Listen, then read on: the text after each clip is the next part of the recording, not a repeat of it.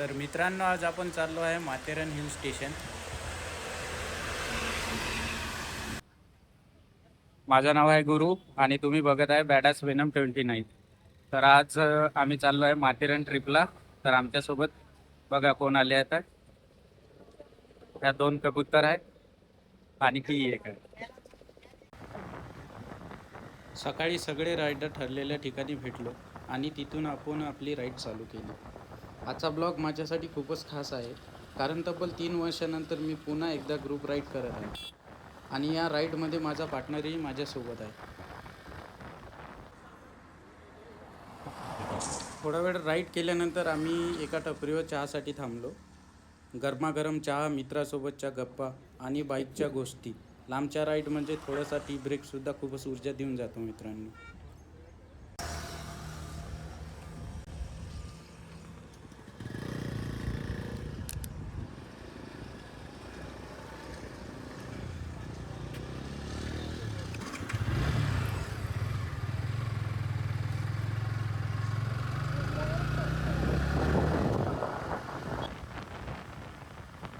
Tea break नंतर आपण आपली राईड आणखी स्टार्ट केली आहे.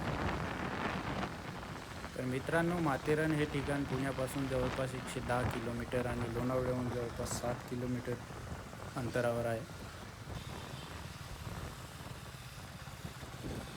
तर जसं की तुम्ही बघू शकता, सध्या आपण पोचलो आहे कर्जतमध्ये आणि मी कर्जतचं भरपूर नाव ऐकलं होतं, मी इथे कधी आलो नव्हतं. तर आज कर्जत पण बघून घेऊया. All okay.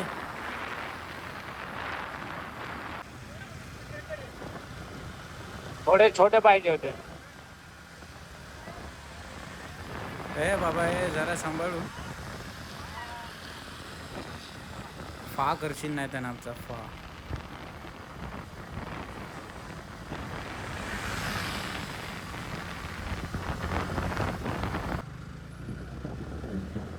आता सुरू झाला माथेरान घाट.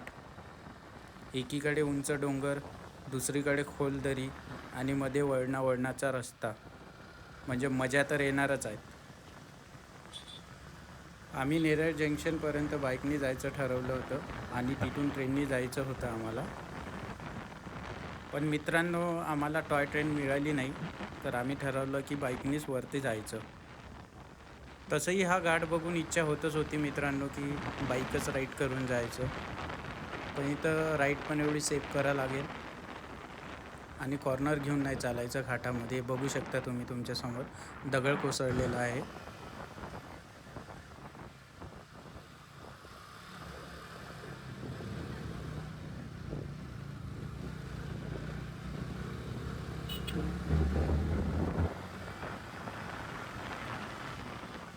तुम्हाला माहीत आहे का मित्रांनो, महाराष्ट्रातील एकमेव ठिकाण जिथे कुठल्याही प्रकारची गाडी अलाव नाही, ते म्हणजे माथेरान. तर आम्ही जे बाईक राईड करत आहे, तर आम्ही दस्तुरी नाक्यापर्यंतच जायचं आम्हाला. तिथून 2 ते 2.5 किलोमीटर आणखी ट्रॅक करायचे आहे. तर मध्येच आम्हाला एक पॉईंट भेटला, जुम्मापट्टी रेल्वे स्थानक. त्यामुळे आम्ही इथे स्टॉप घेतला आहे.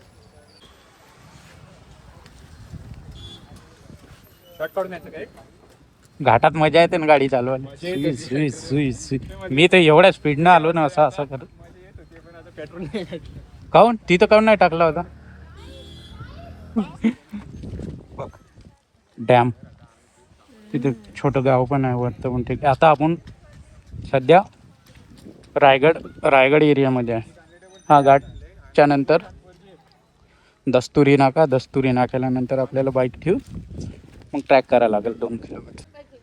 तर नेरळ आणि माथेरानच्या मध्येच हा एक व्ह्यू पॉईंट आहे, जुम्मापट्टी रेल्वे स्थानक. गाडी किती मोठी असेल रे? हे डोंगर एवढंच आहे आपल्या ह्याच्या पुढे नाही जायचं.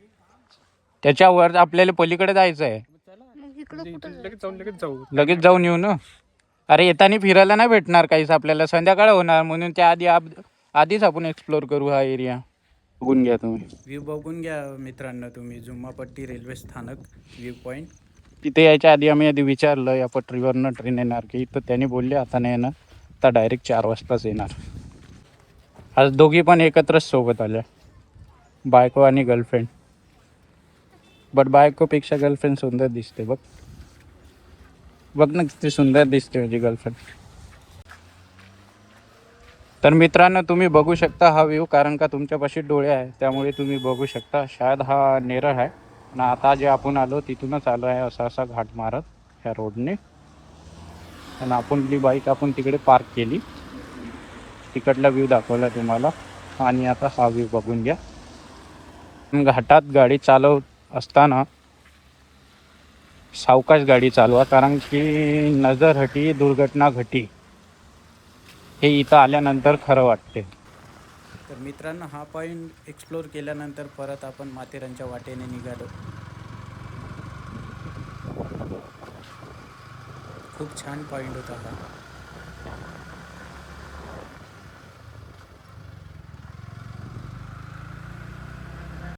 याला बघून गाववाली फिलिंग येतं ना. बोल ना काय बोलत होता. तर मित्रांनो अशा घाटात राईड करत असताना घाई नको. शांतपणे आणि सुरक्षितपणे राईड केली की प्रत्येक वळणाचा आनंद घेता येतो.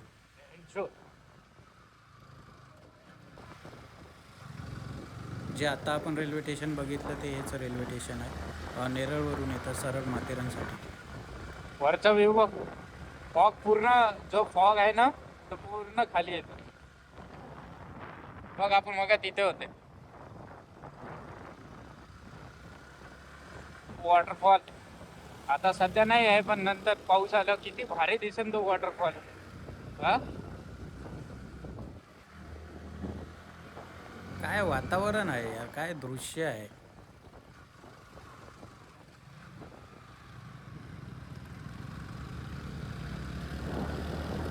ते पाणी प्रत्येक व्ह्यू वरून दिसणारा सह्याद्रीचा नजारा आणि वॉटरफॉल तुमचं मन स्वतःकडे आकर्षित करून घेते मित्रांनो. आता जे रेल्वे स्टेशन होतं ना ते होतं, हेच तर होतं खाली. खरंच मित्रांनो या घाटाचं सौंदर्य कॅमेऱ्यात जितकं दिसतं त्यापेक्षा कितीतरी जास्त प्रत्यक्ष अनुभवायला मिळतं.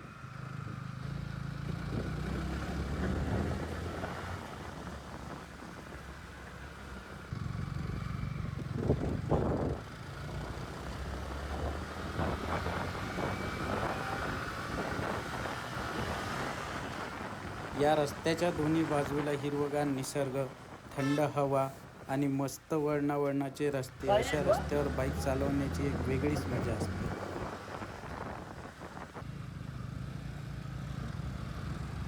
इथून सुरू झाला माझा खरा अनुभव. चारही बाजूने घनदाट जंगल, धुक्याने भरलेले रस्ते, रस्त्यावरून वाहणारं पाणी आणि निसर्गाची अप्रतिम जागृती. तर आता पोचलो आपण मित्रांनो माथेरान एंट्री पॉईंट पार्किंगला. इकडे आपल्याला बाईक पार्किंग करावे लागेल, त्यानंतर एंट्री करावं लागेल. आतमध्ये ट्रेक करायची आहे 2 किलोमीटर. तर आपण आलो आहेत आता माथेरान रेल्वे स्टेशनला. हे बघू शकता तुम्ही माथेरान रेल्वे स्टेशन आहे. इकडे इकडे हे जंगल आणि रस्त्यावरचं पाणी वाहतं बघून आम्ही टॉय ट्रेनने जायचं ठरवलं नाही आणि ट्रॅक करायचं ठरवलं. जवळपास 2 किलोमीटर ट्रॅक केल्यानंतर आम्ही इथे आलो. माथेरान मायरा पाहिजे मित्रांनो बघू शकता तुम्ही. आता आलो आपण मायरा पॉईंटला. त्यांची बघतोय ती खतम नाही झाली, तुम्हाला व्ह्यू दाखवतो. तर मित्रांनो हा आहे view point, Mayra view point. माथेरानमध्ये तब्बल 38 व्ह्यू पॉईंट आहे, जे एका दिवशी एक्सप्लोर करणे इम्पॉसिबल आहे.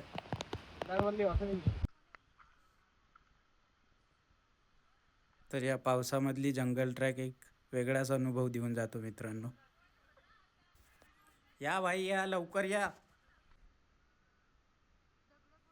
ते बघा ते समोर थांबलेले आहे आपले रायडर. आम्ही इकडे आलो आहे जरा बाजूने इकडला व्ह्यू बघण्यासाठी. तुम्ही बघू शकता पाऊस खूप आहेत. तर हे सगळे पॉईंट आज आपल्याला एक्सप्लोर करायचे आहेत. Echo point, honeymoon point, landscape. तर आपण हॉर्स रायडिंग करायचं असं ठरवलं. इथे रिक्षा पण अवेलेबल असतो, तुम्ही रिक्षाने पण जाऊ शकता, पण आम्ही हॉर्सनी जायचं ठरवलं. काय होतं याला?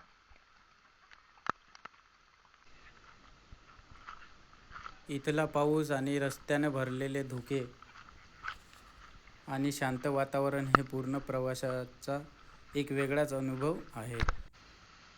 यानंतर मी आलो इको पॉईंटला, तुम्ही बघू शकता. त्यानंतर आम्ही रेल्वे स्टेशनवर येऊन थोडीशी बकचोदी केली आणि ही बघू शकता मित्रांनो तुम्ही माथेरानची प्रसिद्ध टॉय ट्रेन, जे नेरळवरून माथेरानपर्यंत येतात.